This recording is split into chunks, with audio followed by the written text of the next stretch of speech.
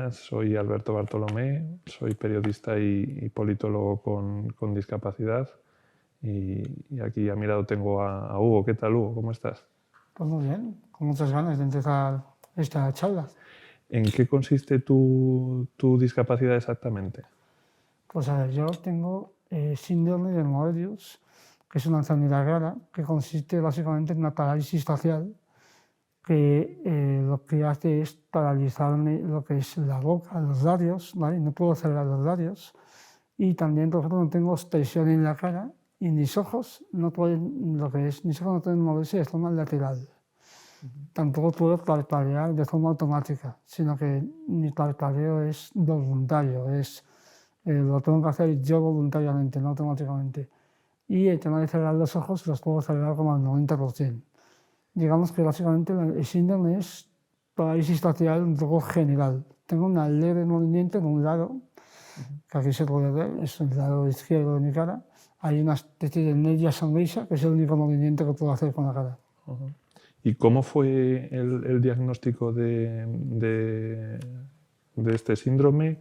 ¿Cómo, imagino que serías pequeño, y cómo lo recibió tu entorno más cercano? Pues ese diagnóstico. es una historia un poquito larga, pero el tema es que yo cuando nací dieron que me pasaba algo, ¿vale? Porque evidentemente pues, era una parálisis facial, no sabían qué me pasaba y no supieron nada de mi enfermedad real hasta los 4 años. Hasta los 4 años pues, me estuvieron tratando como un niño sin discapacidad, un niño normativo, digamos, con algún tipo de limitación, pero realmente no pensaban ni en discapacidad ni en enfermedad rara. Y a los 4 años resulta que un cirujano que me operó de los ojos por una cosa que no tiene que ver con el síndrome, dijo a mis padres lo que yo tenía. Y fue un poco de casualidad, de rebote. Entonces mis padres a partir de ahí empezaron a investigar sobre diagnósticos, sobre el síndrome de Moebius, empezaron a investigar a partir de ahí. Y ya pues es una boda bastante grande donde crearon una fundación, hicieron un montón de contenido de divulgación sobre el síndrome y es un poco mi infancia va un poco, gira un poco en torno a la fundación y en torno a aparecer en televisión. Recuerdo muchas veces que apareció en televisión, en radio o en periódicos. Entonces, pues eso, es un poco el diagnóstico, tardaron un poquito, pero a los 4 años ya mis padres empezaron a hacer un montón de cosas.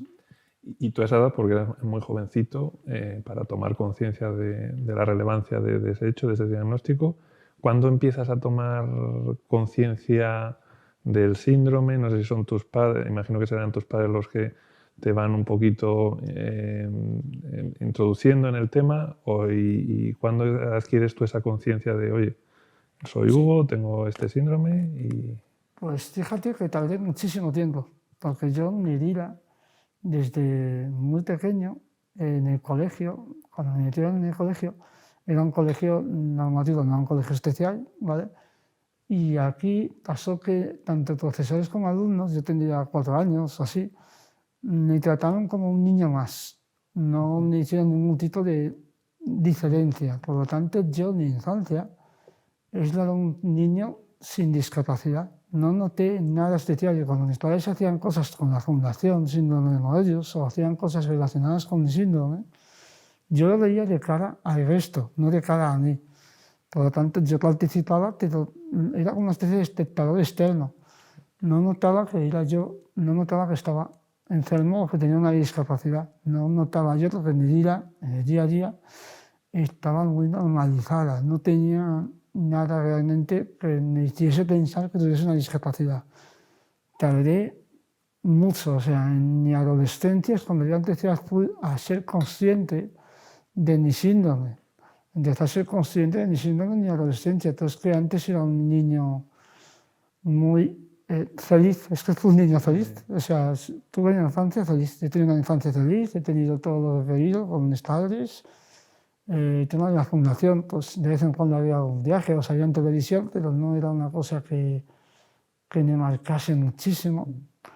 Entonces, pues yo seguía con mi vida normal.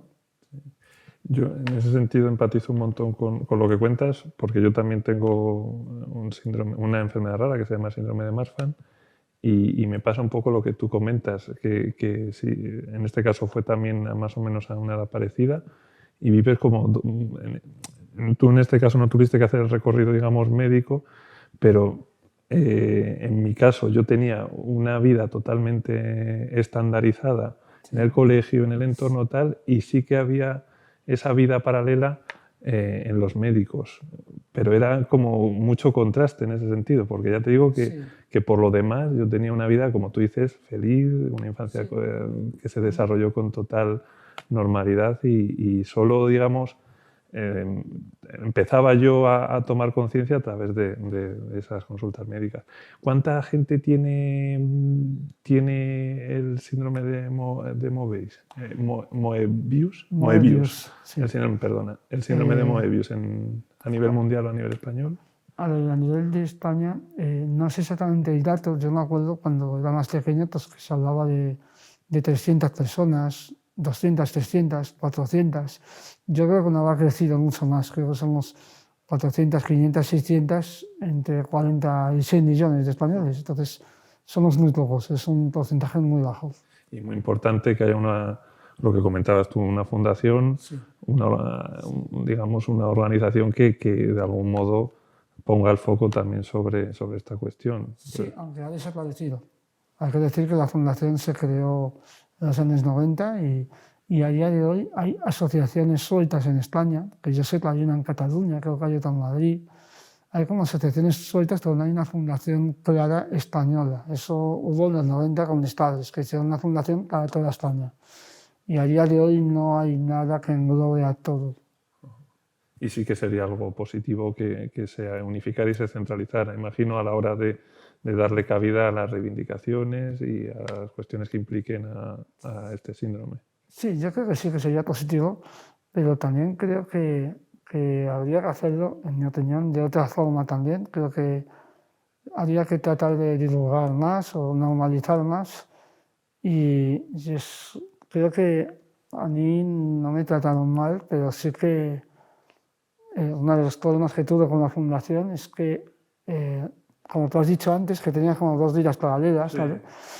Mi vida de día a día era feliz o era tranquila y demás, y en la fundación harían mucho reportaje con un tono de tristeza, un tono de pena, un tono de compasión que yo no sentía.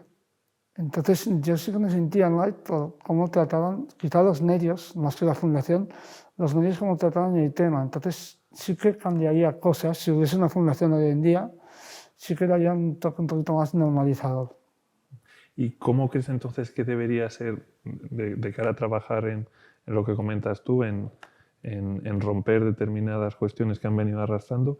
¿Cuál sería la manera en la que deberían trabajar los medios este tipo de cuestiones como el síndrome de Moebius? Sí. Es que hay tema aquí que yo creo que tanto el síndrome de Moebius como la discapacidad en general se trata de una forma muy, para mí, mal. ¿Vale? Los medios no normalizan. Yo creo que es bueno normalizar sin quitarle hierro al asunto, por supuesto, que hay discapacidades de todo tipo, hay algunas que son peores, otras que son mejores. Y lo que yo creo es que habría que quitar un poco el tono de la tristeza o el tono de la compasión o de ejemplo de superación, cuando realmente hay muchos tipos de discapacidades y hay gente que está muy adaptada a su discapacidad. Por ejemplo, en mi caso, yo tengo un caso en el que no me supone un problema a nivel físico hoy en día ni discapacidad en el día a día, porque estoy adaptado. No quiere decir que no tenga limitaciones, quiere decir que estoy adaptado a ellas. Y es lo que pasa, que yo creo que los medios tendrían que cambiar un poco la forma que tienen de ver la discapacidad. Creo que hay muchos tipos de verla.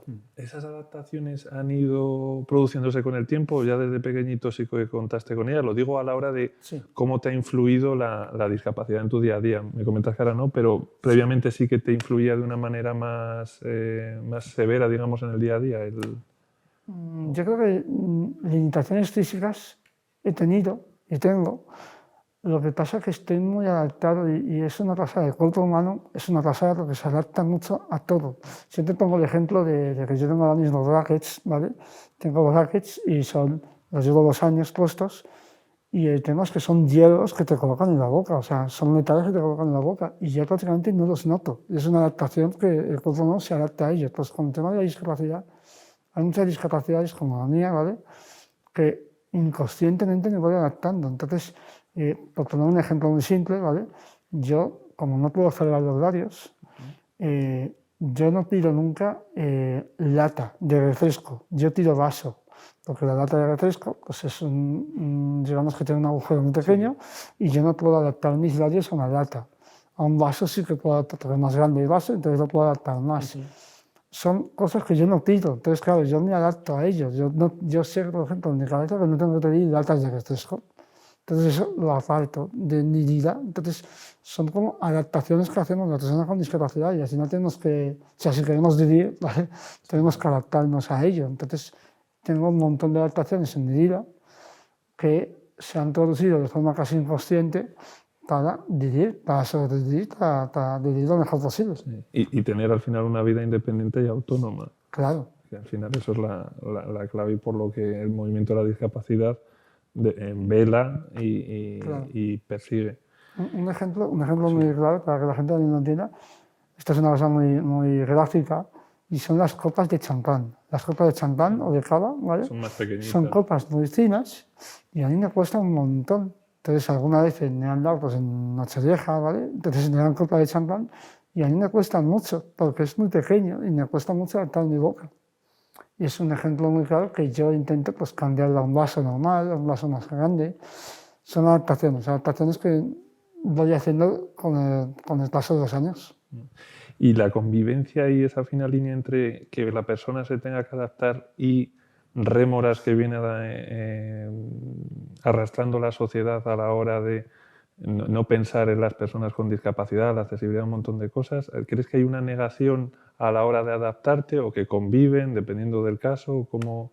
Hablas de mi caso. O sea, sí, hablas exacto, de que si sí, yo he negado yo algo o si... No, en tu caso concreto. Así, yo sí que he negado muchas cosas, claro. Yo sí que... Si te refieres a que si yo he negado el tema de la adaptación, yo mi discapacidad la he negado, la he rechazado toda mi vida. Entonces, has tenido siempre, digamos, ese ánimo, ¿no? Ese impulso de la adaptación por delante de, ¿no? de adaptarte a lo normativo en relación con la discapacidad, a lo mejor, por ese ocultamiento que comentas. Sí, realmente, o sea, sí, me he adaptado a lo normativo por el hecho de que yo he rechazado mi discapacidad. Entonces yo me he ido adaptando a ello. He tratado de ser una persona normativa cuando no lo soy y tampoco pasa nada por ello. Pero sí que he tardado o sea, he hecho muchas cosas, adaptaciones normativas para intentar que mi discapacidad no sea la protagonista de mi vida, ni sea algo que me afecte mucho a nivel social. Pero he hecho cosas muy mal, he hecho cosas muy negativas. Pero por lo que comentas tampoco son grandes, abismales adaptaciones. No. Me refiero en tu caso, no sé si podrías explicar, aparte de lo que has comentado del vaso, no sé si hay alguna cosa más, aparte, ya te digo, de lo del vaso, no sé si hay alguna cosa más en lo que podrías reflejar esas adaptaciones que has tenido que perseguir. La vocalización, por ejemplo, otra de las adaptaciones que hago muy básicas es yo vocalizo mal, porque mis labios no se juntan. Al no juntarse hay consonantes que no digo correctamente. ¿Qué he hecho? Pues lo que he estado buscando en mi vida es sinónimos que no tengan tantas consonantes diladiales, que se llaman, ¿vale? Esas consonantes que son la P de Pamplona, ¿vale? Por ejemplo, o la M de Madrid, ¿vale? Como veis, digo M de Madrid, porque si digo solo M, a lo mejor no se me entiende correctamente. Entonces tengo que buscar adaptaciones para que sepas a qué consonante me estoy refiriendo. Entonces sí que he hecho adaptaciones de sinónimos, por ejemplo.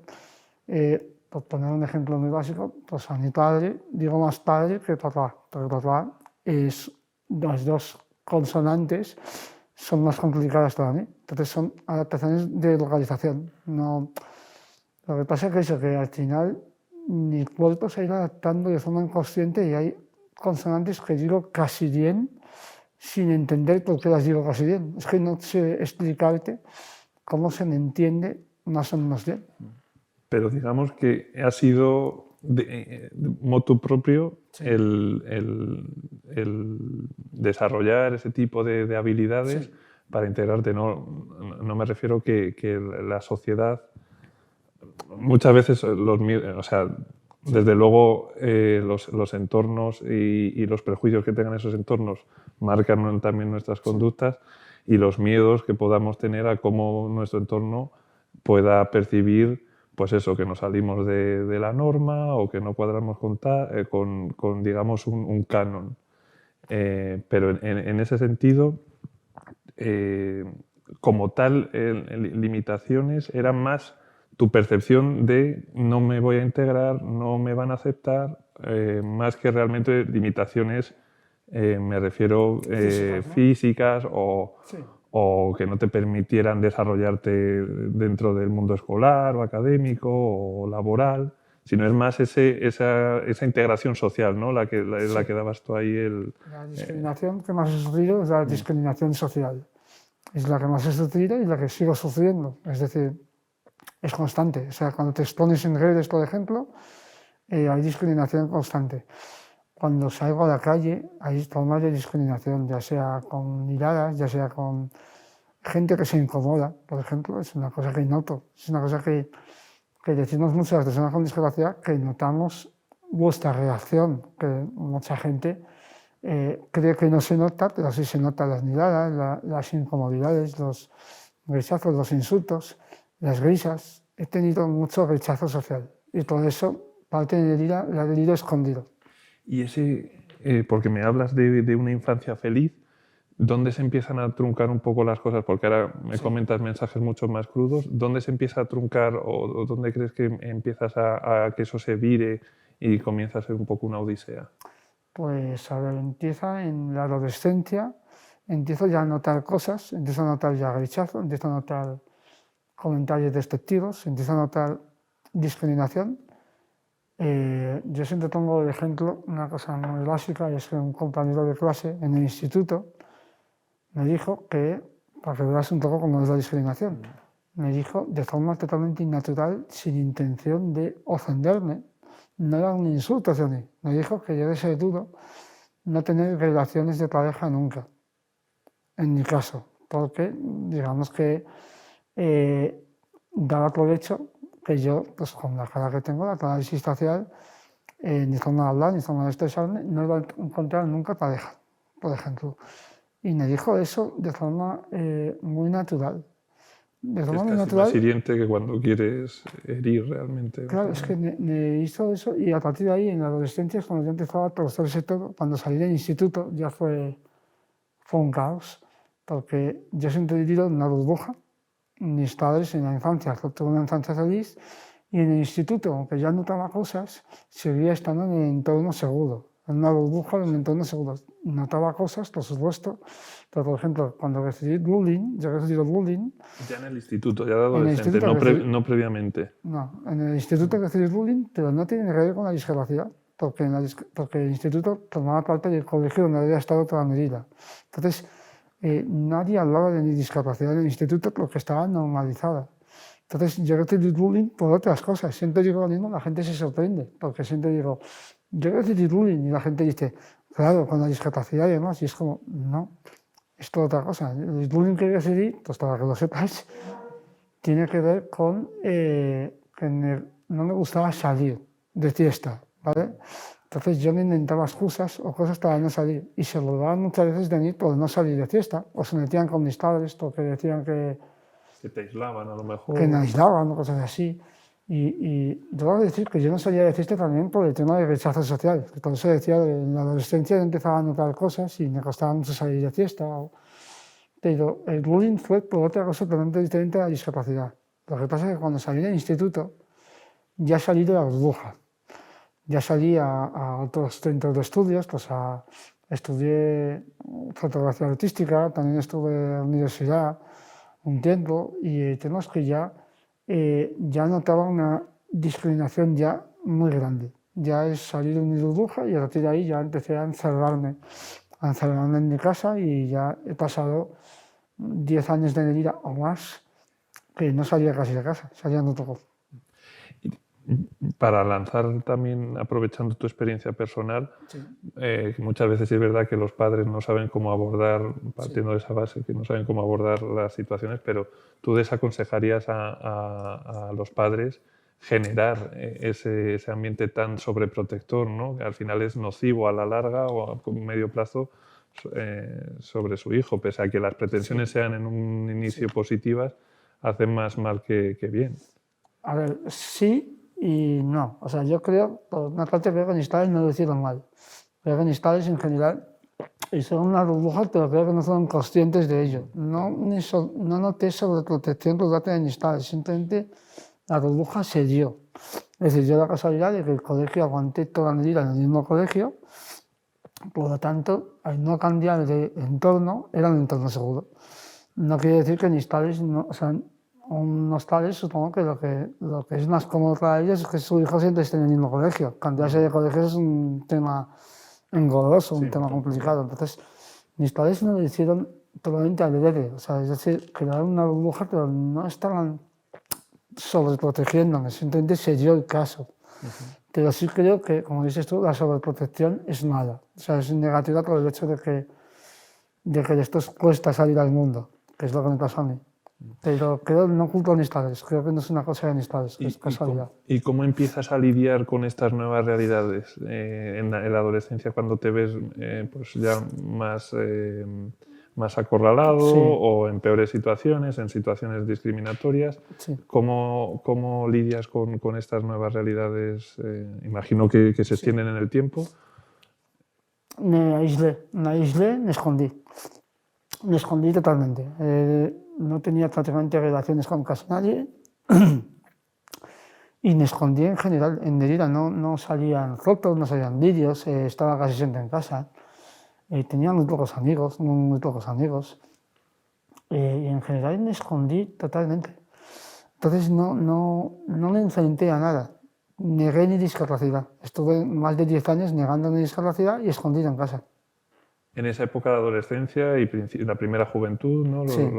Digamos que la vida social es más, está en mayor cantidad y tus amigos en ese sentido te apoyaban, lo entendían, también eran personas que a lo mejor no tenían tanta vida social o teníais otro tipo de relación que no implicaba eso, estar fuera. Sí, pues a ver, los amigos de instituto no eran realmente amigos, tuve bastantes problemas con algunos de ellos y entonces no estuve mal con ellos, pero sí que no hubo una relación positiva. Y después tengo unos amigos que eran de verano, que llamo yo, unos amigos de verano de un camping que era con mis abuelos, y eso fue como mi etapa, mi entorno seguro. Allí estábamos bien con ellos, lo que pasa que, como suele pasar en la vida de todo el mundo, pues crecemos, maduramos y cada uno va por su cuenta, no estamos siempre en el mismo sitio. Yo no iba a ir siempre de vacaciones con mis abuelos, pues ya pues, cuando fui creciendo, cuando fui cumpliendo años, pues me desconecté un poco de todo y perdí en general amigos. Perdí todos los amigos que tenía, los perdí en general. Y en relación a la salud mental, esos 10 años, porque sí es verdad, sobre todo en épocas tan tempranas es difícil identificar determinadas emociones, determinadas sensaciones. ¿Cómo lo viviste a nivel de salud mental esos 10 años? ¿Cómo los viviste? Pues fíjate, porque aquí te voy a contar una cosa, que es una cosa que me afectó muchísimo, y es el tema de que cuando tenía 24 años falleció mi madre de cáncer. Falleció mi madre y cambió, evidentemente, mi vida una barbaridad, porque era la persona que más estaba conmigo, porque mis padres tengo padres divorciados, ¿vale? Entonces mi padre, que le quiero mucho y me llevo muy bien con él, era la persona que estaba alejada. Por supuesto no tengo ningún problema con él, pero yo vivía con mi madre, no con mi padre. Sí. Entonces, cuando falleció mi madre, tengo la salud mental ya cayó totalmente entre que yo estaba con mi rechazo a la discapacidad y después con la ausencia de mi mayor ser querido en ese momento, que era mi madre, y que me quedé solo con mi hermano. Yo tengo un hermano pequeño, 7 años menor que yo, y nos quedamos los dos solos en una casa y vivimos solos en esa casa durante mucho tiempo, porque mi padre nos ayudaba y demás, pero él tenía una vida propia. Mi padre tenía ya una vida con otra pareja y estaba en su vida propia. Entonces, él tomó esa decisión, no me parece mal, por supuesto, yo pues teníamos recursos, no nos faltaba de nada, pero yo vivía solo, con mi hermano. Entonces, la salud mental me afectó mucho porque se mezcló la discapacidad y el rechazo a la discapacidad con la ausencia de mi madre y hizo un boom gigantesco donde tuve que ir a terapia mucho. Primero fue con lo de mi madre, o sea, lo de mi madre fue la primera vez que fui a terapia porque no podía llorar, porque dejé de llorar a nivel emocional porque se me rompió algo en mi adolescencia con el tema del bullying. Lo que hacía era bloquear mucho el lloro, bloquear muchísimo el lloro para que no se burlasen de mí. Y ese bloqueo se ve que se me quedó ahí y ya no, cuando falleció mi madre me costaba muchísimo llorar por mi madre. Entonces fui a terapia ahí por primera vez, pero el tema de la discapacidad no la tocamos, porque yo lo rechazaba todo, entonces la discapacidad no era un tema para mí. Entonces la salud mental sí me afectó en muchos sentidos, el tema de discapacidad y el tema de mi madre. Imagino que esos 10 años a nivel de relaciones, ya sea relaciones de amistad, relaciones familiares, relaciones ya incipientes a lo mejor que pudieras tener a nivel laboral o Sí. algo que asomase, quedarían totalmente o cercenadas o muy tocadas por ese momento que estabas viviendo, o sí que hubo un apoyo, alguien en el que te pudieras arropar, como me comentabas, tu hermano, o cómo era en ese contexto tu red de entorno. Pues fíjate, porque aquí viene una cosa curiosa, y es que yo me costaba mucho salir a la calle, ¿vale? Pero soy un millennial, ¿vale? Entonces yo viví en la etapa del nacimiento de Internet. Internet me salvó las relaciones sociales, porque Internet, por ejemplo, es donde conocía parejas. He tenido parejas que las conocí por Internet y esto ya hemos tenido relaciones físicas normales fuera de Internet, pero empecé en Internet. En estos 10 años que me comentas. Entonces, con Internet he tenido un montón, tampoco parece un montón, para que sea no digo algo, ¿no?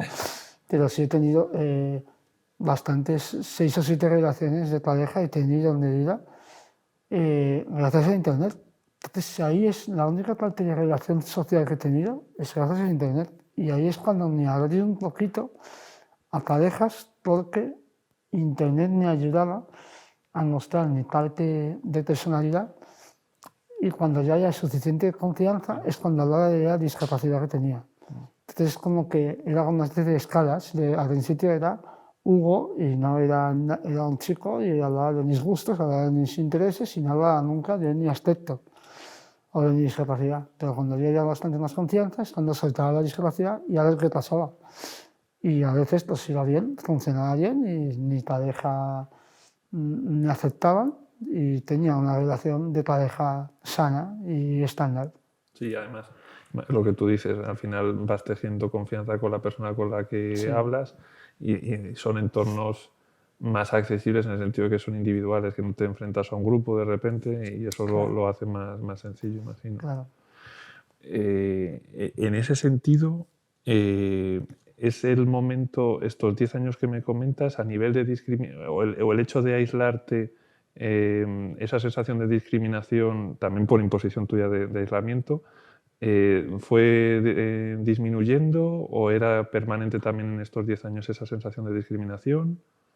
Era permanente. Yo siempre he notado rechazo, pero es que además me rechazaba a mí mismo constantemente y era permanente. Yo no salía casi de casa, salía con mis parejas. O sea, con mis parejas, cuando tenía una pareja con una relación, pues sí hacía el esfuerzo de salir con mi pareja, pero no había muchas más relaciones en general sociales y yo seguía con sensación de discriminación, tanto externa como interna mía. Yo me discriminaba mucho a mí mismo, constantemente.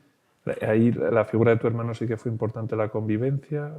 Sí, es que mi hermano es, como siempre he dicho lo mismo, es mi mejor amigo y mi hermano sí que ha sido muy importante porque es el que siempre ha estado ahí tratándome como una persona normativa y era una cosa que agradecía mucho porque no era la persona que me trataba como Hugo, no como Hugo con discapacidad.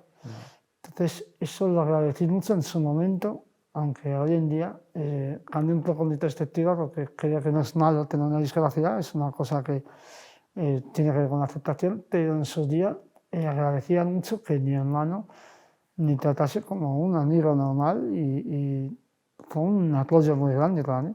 Mi hermano es mi mejor amigo, compartíamos todo tipo de intereses, gustos, jugábamos a videojuegos, series, películas, todo.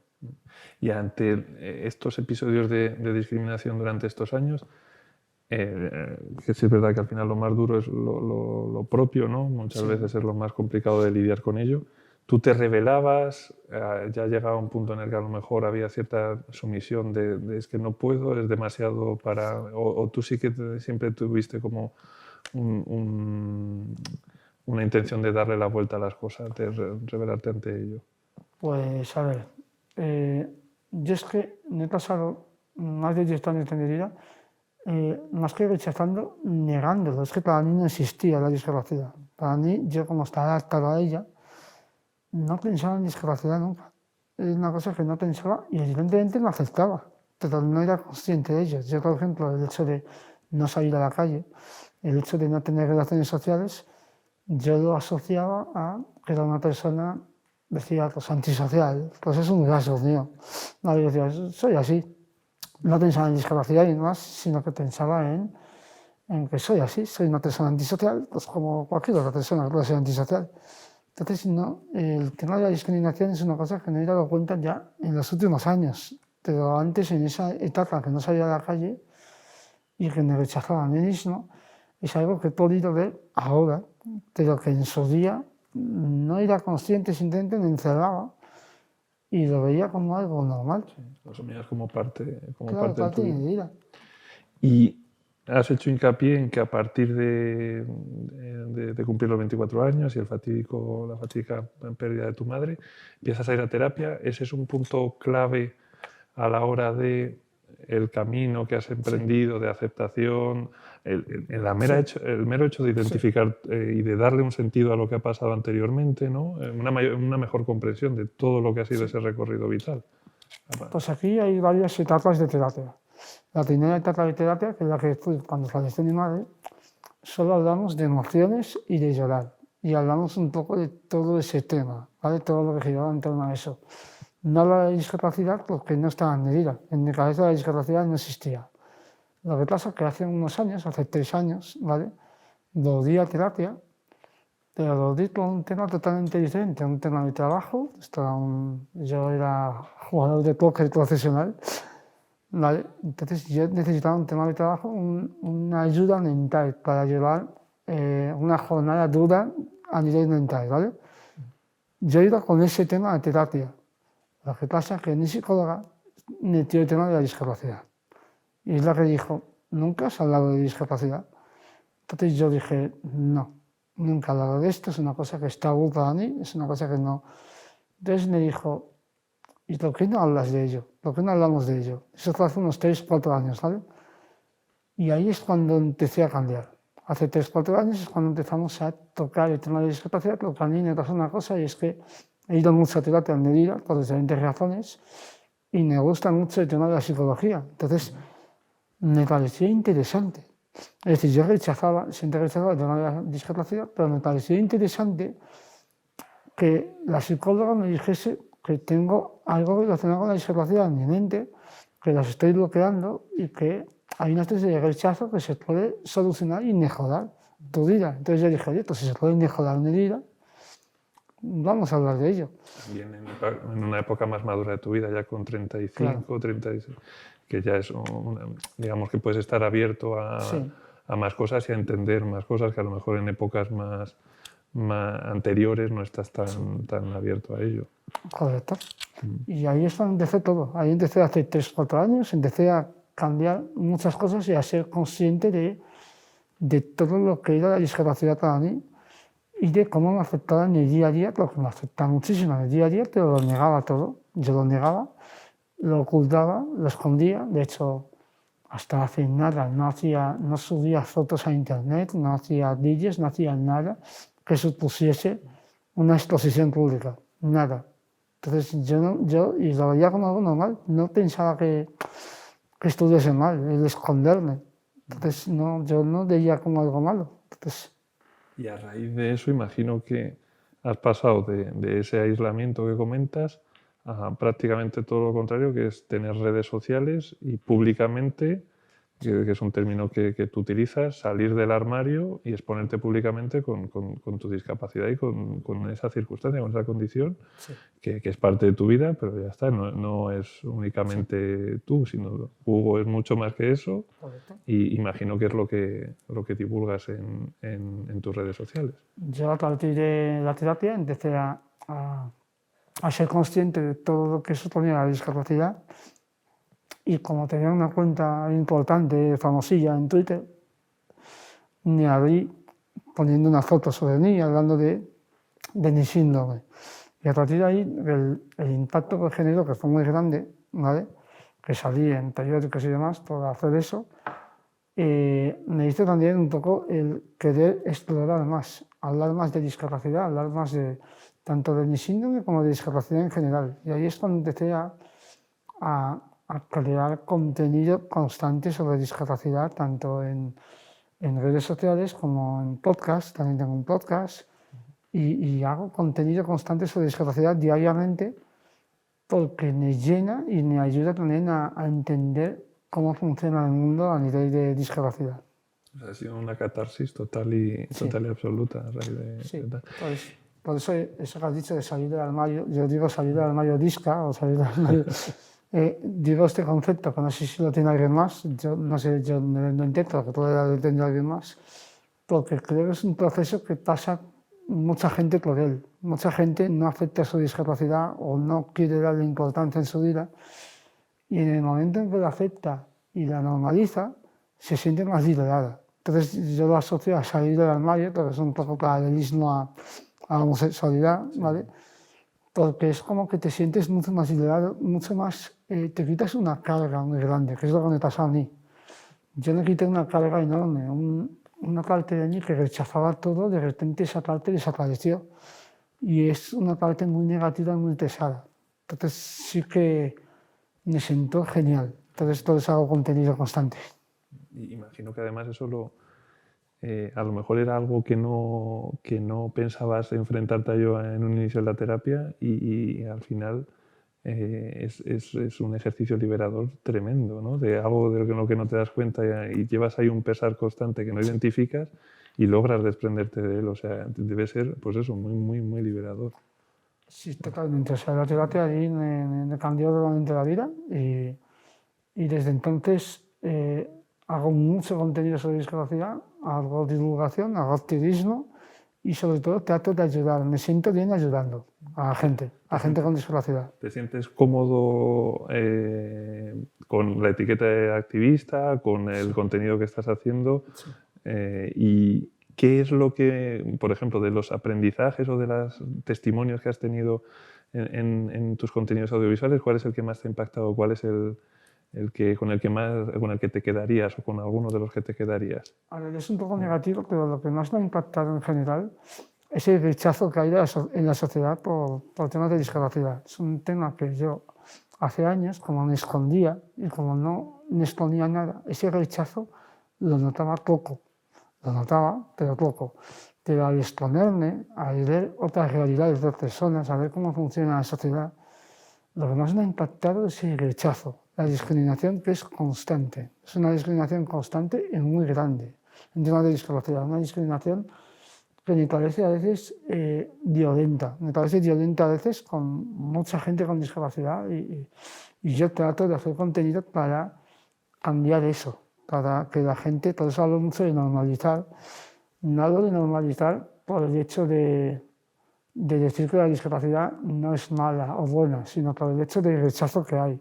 Lo que trato es de quitar ese rechazo. Con la normalización se quita parte de ese rechazo. Sí.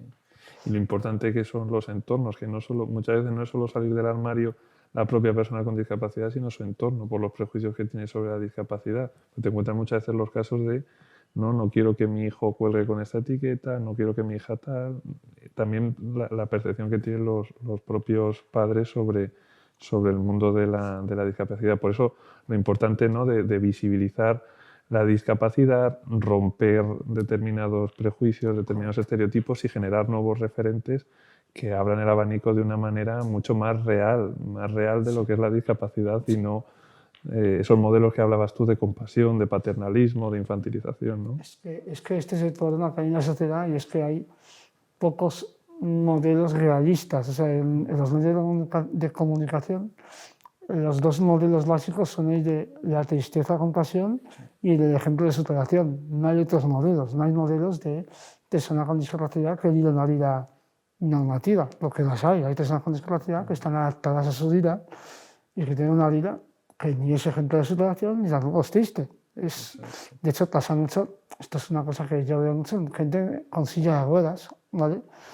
La gente con silla de ruedas, yo he conocido a gente con silla de ruedas y tienen una vida muy adaptada, con mucho rechazo, pero en su día a día están muy adaptados y tienen una vida muy normativa, con sus rutinas y demás, y no son ni ejemplo de superación ni tampoco es triste. Pero la gente lo ve siente como triste o como ejemplo de superación y trata de luchar un poco contra eso. ¿Y qué recepción has recibido con esta apertura del canal y el contenido que generas? ¿Te ha llamado la atención o qué puedes destacar? ¿La gente se interesa? ¿La gente es curiosa? Con el contenido que creo yo. Con el contenido que creas en redes. Estoy cambiando muchas mentalidades, que es lo que me gusta a mí. Creo que hay mucha gente que me seguía de antes de hablar de discapacidad, que han empezado a entender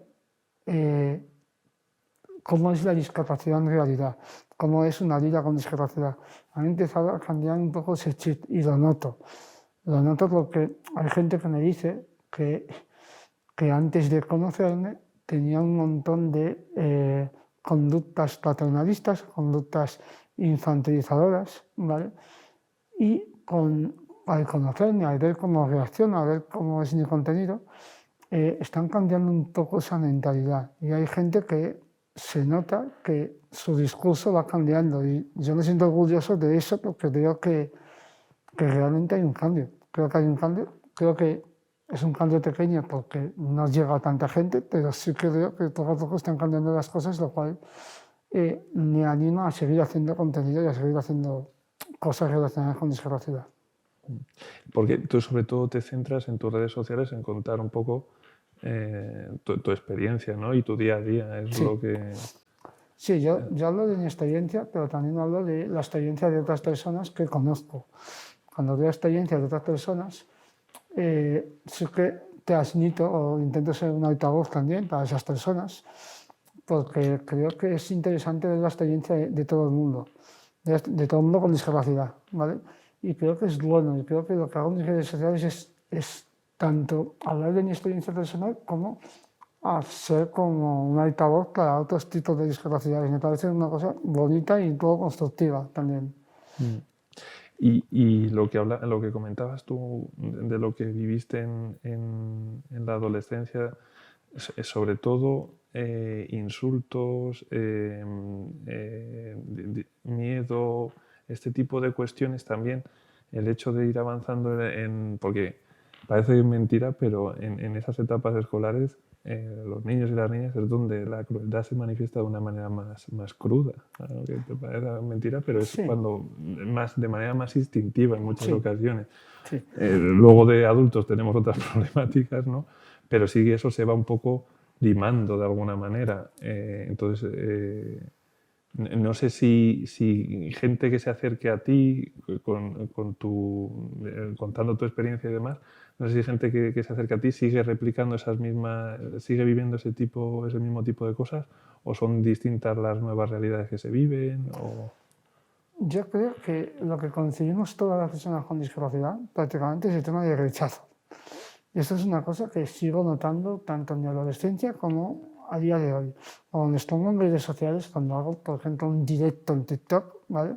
Recibo insultos, siempre. Sí. Siempre. Es una cosa que recibo insultos siempre. Es una cosa que es complicado decir esta frase, pero tienes que asimilarlo, porque la sociedad te insulta. Sobre todo desde el anonimato de las redes sociales, hay mucho insulto. Evidentemente, no es todo insulto, por supuesto, hay gente muy educada, hay gente constructiva, hay gente que que trata de entenderte, trata de ser educada contigo, pero recibo insultos constantemente cuando hago directos o cuando me expongo.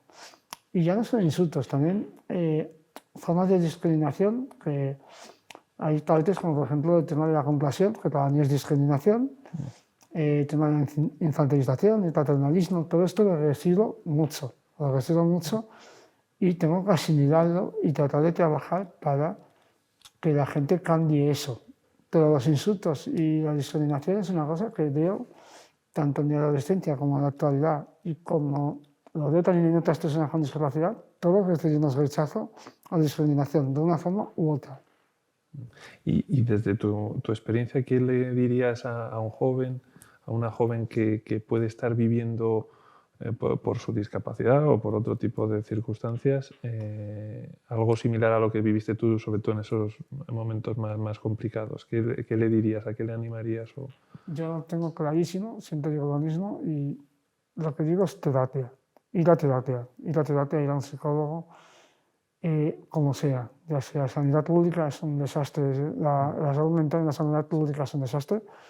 Estaría genial que lo mejorasen, pero la sanidad pública en salud mental es un desastre. Lo siento, entonces claro, cuando digo terapia, me parece muy cruel porque al final es un gasto. Porque si quieres hacer una terapia buena, tienes que pagar dinero. Porque la terapia que te dan en la sanidad pública es un desastre. Yo conozco gente que para ir a terapia, pues a lo mejor tarda entre una cita y otra 4 o 5 meses, y eso no es terapia. Eso no puedes tratar a alguien que sufre rechazo, tratarlo con 4 meses de diferencia entre una cita y otra. No puedes hacer eso. Entonces, yo recomiendo terapia. Lo que pasa es que es una recomendación complicada porque es un lujo. Es un lujo. Si puede permitirse terapia para mí es lo mejor y es lo que más me ayuda a mí con mucha diferencia. Que a la hora de recibir el hate que comentabas antes, imagino que a lo mejor si te hubiese pillado, claro, también llega en un momento donde tú ya te has abierto, ¿no? Pero Sí. si hubiese llegado a ese nivel de hate en un momento más complicado, más débil, sí es cierto que a lo mejor no estarías dotado de las herramientas que tienes ahora para enfrentarte a... Claro. Imagino que te afectará, lógicamente, pero que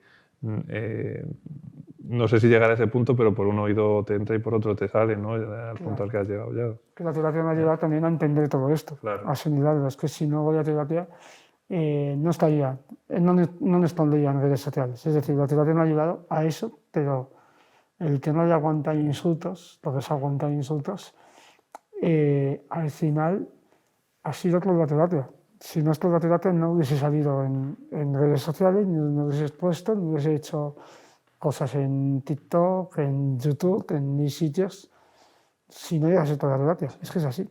Y la imagen ahora que se da de las personas con discapacidad de una manera dañina, de las personas con discapacidad que reciben una paga, una paguita, o que tienen ahora muy sencillo el acceso al trabajo, como recientemente en alguna película ha salido la romantización de la discapacidad a la hora del acceso laboral. Correcto. ¿Qué te parece?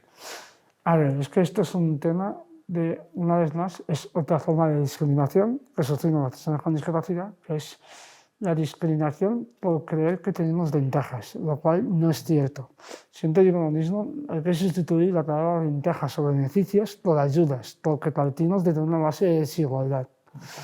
Por lo tanto, me parece horrible cuando la gente habla de ventajas. Es una cosa que me toca mucho a nivel moral porque pienso que es totalmente injusto que, además de recibir rechazo constante, encima crean que somos personas con beneficios o ventajas, y no es así. Y hay que decir que tienen las paguitas, que son ayudas económicas, las dan a 4 personas, es decir, se dan muy pocas. Siempre digo lo mismo, hay un montón de requisitos. O sea, por ejemplo, tienes que tener más del 65% de discapacidad. Y estos cumplen un montón de requisitos, y cuando ya los cumples todos, la paga que te dan, la ayuda que te dan es muy baja. Es decir, a lo mejor, gente con suerte, a lo mejor dan 400, 500 euros. Tengo un amigo que tiene 81% de discapacidad que recibe una paga de 180 euros, con 81% de discapacidad. No sirve para vivir ni para nada por el estilo. Claro. Y que te iba a comentar, hablabas de ese cambio a nivel interior y Y ese salir del armario, a nivel de tus relaciones de amistad, de pareja, familiar, ¿cómo ha afectado positivamente ese cambio? ¿Has notado ese cambio también en ese ámbito? Pues muy positivamente. A nivel familiar, nada, porque siempre he tenido, esto no lo he dicho mucho, pero a nivel familiar, mi familia son básicamente mi padre y mi hermano, y son mi familia cercana, y no he tenido nunca problemas con ellos. Por lo tanto, con ellos no han mejorado ni empeorado, porque siempre ha sido bueno. Pero sí que han mejorado mucho a nivel de relaciones sociales en general. Hoy en día puedo decir que tengo amigos con discapacidad, sin discapacidad, tengo amigos y es una cosa que no podía decir hace 10 años. O sea, es decir, es un cambio muy grande en mi vida el tener contactos, el tener amigos, el tener relaciones.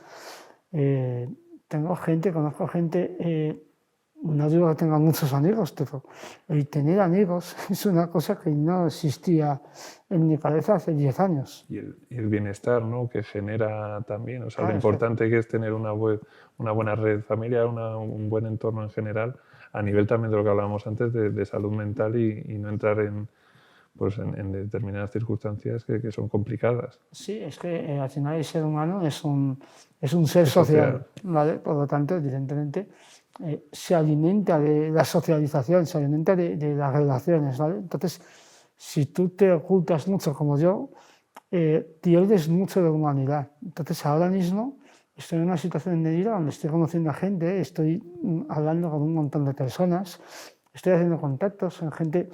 Por poner un ejemplo, aquí habéis traído a alguien que yo propuse y dije, ya ha venido aquí, digo, joder, pues ya es Artemisa, una chica que ha venido aquí a hacer una entrevista, y es gracioso lo que la propuse yo, me dije, no, ya ha venido, digo, joder, pues una persona, y después tenía otra persona también, que ahora está en el hospital, está bien, lo que pasa es que está en el hospital, y también, no sé, tengo como contactos de gente con discapacidad algunos, y me siento genial.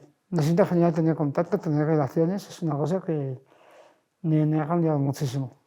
Y la etiqueta, viendo un poco esa vocación por cambiar esas mentalidades, esa etiqueta de activista, de influencer de la discapacidad, ¿te gusta? ¿Qué te genera? Me siento útil, lo cual es una cosa que siempre he querido. Toda mi vida he tratado de, esto es una cosa que digo mucho, he tratado toda mi vida de mostrar mi valía, de mostrar mi valor, porque al rechazarme a mí mismo necesitaba una valoración externa constante, ¿vale? Y ahora ha cambiado un poco, ya no necesito una valoración externa, me siento bien conmigo mismo. ¿Y eso qué hace? Que lo que estoy haciendo ahora lo hago porque me gusta, no porque busco una valoración externa. Entonces, lo de ser activista o divulgador sobre discapacidad, lo hago porque me siento útil y me gusta sentirme útil y me gusta ayudar y me gusta profundizar sobre ese tema. Es una cosa que el cambio más grande de mi vida es aceptarme a mí mismo. Es el cambio más grande que he hecho en mi vida y por lo tanto es lo que más me ha marcado. Por lo tanto, el tema de ser influencer, el tema de ser activista, lo hago porque me gusta y es algo que no podría decir hace 10 años. Hace 10 años hacía las cosas por los demás, para que los demás me valorasen. Hacía un montón de proyectos, un montón de trabajos, un montón de ideas que tenía, emprendía negocios o cosas que no me gustaban realmente a mí, sino que lo hacía para que los demás dijesen qué guay lo que estás haciendo. Y hoy en día puedo decir que lo que hago lo hago porque me gusta y eso es muy importante. Y lo que cuentas, el testimonio que trasladas, ya tiene la suficiente potencia como para cambiar esas mentalidades. Yo sí es cierto que por cómo he vivido yo mi discapacidad, no tanto a la palabra en sí, a la discapacidad, sí que he tenido rechazo, sobre todo por lo que te comentaba, pues a acercarme a los médicos, hospitales, sí que alguna vez me acerqué mis padres insistieron en campamentos específicos de mi síndrome, de coincidir con chavales y chavalas con síndrome de Marfan. Si eso siempre me generaba un poco de rechazo en momentos de mi infancia, que luego sí es verdad que supe darle la la vuelta, sobre todo por el hecho de que me parecía un poco una guetificación, ¿no? Vamos a poner a todas estas personas que coinciden por esta característica concreta en eso, que para mí eso no es la integración social, que puede tener cosas positivas y es bueno que se conozca a la gente también con esas circunstancias y lo compartan, pero que ese no debe ser el objetivo final, ¿no? Entonces, por eso te comentaba, entonces mi visión de la discapacidad sí es verdad que ha venido más esa lucha de dejar atrás los miedos médicos, los miedos tal, más que la propia palabra discapacidad, pero sí es verdad que yo ahí converjo contigo en esa lucha por visibilizar, por cambiar las mentalidades y desde luego que tu testimonio ha de ser referencial a la hora de promover este tipo de cambios. Un detalle, y esto me parece muy interesante, cuando has dicho lo de que ibas a campamentos con gente con síndrome de Marfan, esto es una cosa que también me pasaba a mí y me sentía un poco también incómodo cuando con la fundación que crearon Distales hacían, digamos, encuentros con gente con síndrome de Moebius, como yo, ¿vale? Y ahí me sentía incómodo como tú. Y es una cosa que sí que me sentía incómodo y cuando, esto no lo he contado, que cuando yo tuve 18 años decidí no participar más en la fundación porque me sentía incómodo en la fundación. Y eso también forma parte un poco del rechazo que yo sentía de mí mismo. Pero es cierto lo que dices tú, que hay una parte de segregación que es complicada, que es el tema de meter a todos en un mismo saco. Y esto es horrible porque al final lo bueno y el tema de la integración es que estemos todos con todos. Por eso yo recargo mucho el tema de la normalización, porque yo quiero ser uno más. Yo no quiero ser una persona en el grupo de personas con discapacidad. Yo quiero que las personas con discapacidad seamos parte de la sociedad. Es un poco lo que yo lucho, que a día de hoy creo que somos ciudadanos de segunda. Creo que las personas con discapacidad nos rechazan muchísimo en todo.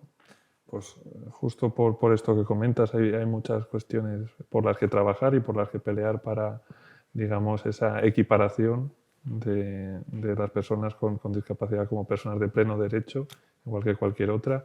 Y yo creo que testimonios como el tuyo van en esa dirección y son muy enriquecedores para personas con discapacidad y personas sin discapacidad. O sea, esto es para todos y con esto nos quedamos. Muchísimas gracias, Hugo. Pues gracias a vosotros, me ha pasado muy bien.